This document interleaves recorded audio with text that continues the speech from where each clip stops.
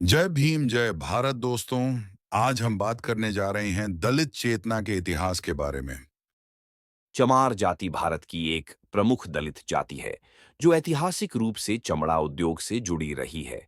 यह जाति सदियों से सामाजिक भेदभाव और उत्पीड़न का सामना करती आई है, लेकिन अपने संघर्ष और संघर्षशीलता के कारण समाज में अपनी एक अलग पहचान बनाई है। यह लेख चमार जाति के इतिहास, संस्कृति, संघर्ष और उपलब्धियों पर प्रकाश डालेगा। चमार जाति की उत्पत्ति को लेकर कई मत हैं।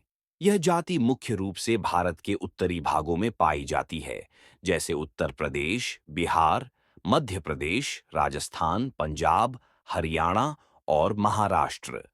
पारंपरिक रूप से चमार जाति चमड़े के कार्य में संलग्न रही है। प्राचीन काल में चमार जाति के लोग शिल्पकार और कारीगर के रूप में जाने जाते थे। कई ऐतिहासिक ग्रंथों में उल्लेख मिलता है कि ये लोग उच्च गुणवत्ता के चमड़े के उत्पादों का निर्माण करते थे, जो सैन्य उपकरणों, जूतों और अन्य आवश्यक वस्तुओं में प्रयुक्त होते थे। हालांकि जाति व्यवस्था के कठोर नियमों के कारण इन्हें निम्न सामाजिक स्तर पर रखा गया। मध्यकाल में, विशेष रूप से मुगल और राजपूत शासन के दौरान, चमार जाति के लोग सेना में भी योगदान देने लगे। इनमें से कुछ योद्धा भी बने। कुछ बदलाव आए। अंग्रेजों ने औद्योगिकरण को बढ़ावा दिया, जिससे पारंपरिक हस्तशिल्प और कारीगरी को नुकसान हुआ। हालांकि इसी समय समाज सुधार आंदोलनों ने भी जन्म लिया। भीमराव अंबेडकर के नेतृत्व में दलितों को उनके अधिकार दिलाने की लड़ाई शुरू हुई। उन्होंने संविधान के माध्यम से दलितों को शिक्षा, राजनीतिक प्रतिनिधित्व और सामाजिक समानता प्रदान करने के प्रयास किए। इस दौरान चमार जाति के लोगों ने भी शिक्षा और सरकारी नौकरियों में प्रवेश करना शुरू किया। भारत की स्वतंत्रता संग्राम में चमार जाति ने भी महत्वपूर्ण भूमिका निभाई। कई स्वतंत्रता सेनानियों ने ब्रिटिश शासन के खिलाफ आवाज उठाई और समाज सुधार में भाग लिया। दलित आंदोलन और स्वाधीनता संग्राम के दौरान चमार जाति के नेताओं ने संगठनों का निर्माण किया और अपने हकों के लिए संघर्ष किया।